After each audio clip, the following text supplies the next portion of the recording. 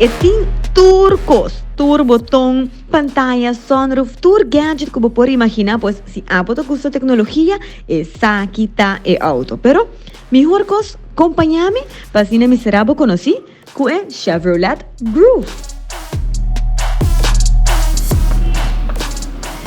Bom tarde. Bom tarde, muito gosto, Jamie. Jamie, nós temos um Chevrolet completamente novo para introduzir no pueblo de Aruba e me quer ter auto perfeito para botar com ele na carretera de Aruba. So, conta-me um tiki. Yes, essa aqui é nosso latest model Chevrolet Groove, quando eu vou por a essa aqui é dos mais equipados primeiro. É também com alloy wheels 16 inch. É da começar com keyless entry. Quando eu vou por a também com esta full leather synthetic two-tone, coral preto. E também esta electric seats para o driver. Seguinte, com o steering também está leather stitching. Botin também optional riba o steering, como você pode pôr volume, cambio canal, change sources. Botin 8-inch touchscreen radio também. Push button start. E também se boa que parte de shifter também tem leather stitching super net, super luxo. E a parte de botão que babisa mané por a wakta botin é unlock. O que é importante é Bluetooth? É Bluetooth. Alright.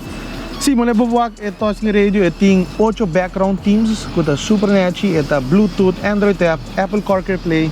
Sim, mané por wak também é panoramic roofs. É abre full. Que é panoramic roof por abrir e também está abre como sunroof. Que está seja full glass. Ah, ok, got it. Está seja full glass. E também pode abrir metade de para virar panoramic. Ah, ok. Isso aí está abrir. Ah, ok.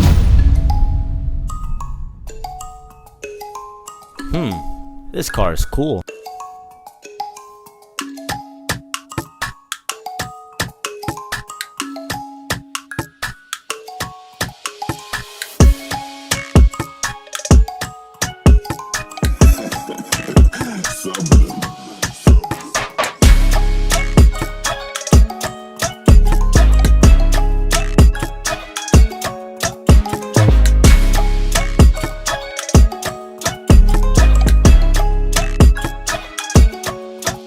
Aqui começa a mostrar, aqui começa a guarda. Esse aqui é auto de momento, Chevrolet Groove. Pois passa aqui na stern, é auto econômico, espacioso, bom para jovem e pessoas de mais idade, tecnologicamente full equipped, pois não tem nada mais de pensar. Auto de alrededor de 43 mil florins, começando nesse aqui, pois passa, chama, busca toda a informação, pois esse aqui é auto que vamos ter para fim de ano.